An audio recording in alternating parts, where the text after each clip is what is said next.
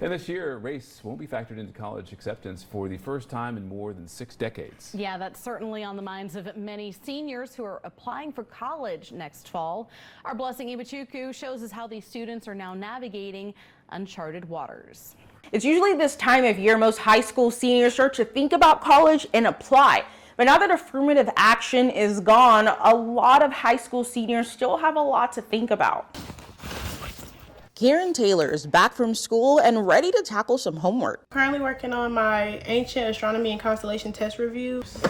It's her last year of high school at just 16 years old. And I have a lot of other colleges like Texas Lutheran University, Texas State University. I really want to go there too. So passing her anatomy test is not the only hurdle the San Antonio teen is concerned about. I was actually really shocked. I didn't think it would happen. I thought we were actually getting somewhere, but to see that was actually really disappointing. She's reacting to this summer's surprising decision by the U.S. Supreme Court that shook the world of higher education.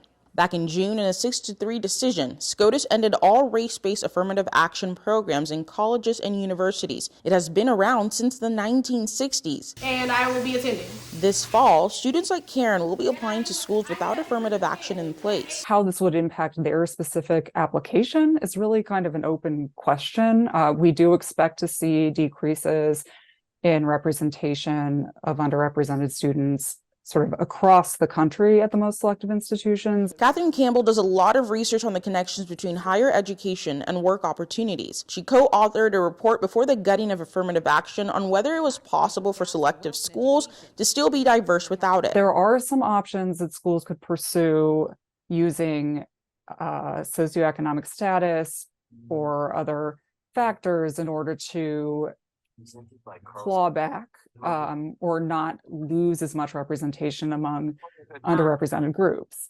However, none of those alternative models would really get us close to having representation that really mirrors the demographics of the current high school graduating class, which recently has become, relative to class representation, even more underrepresented than it was a few decades ago. When did you get accepted? It was a while ago. Karen didn't wait until the fall to start making plans after high school. You've gotten into one college. Do you fear that you won't get into any of the other colleges? No, because I know I have the smarts. I bring everything to the table that is needed for me to get accepted. Well, you can't argue with that. In San Antonio, I'm Blessing Iwuchukwu.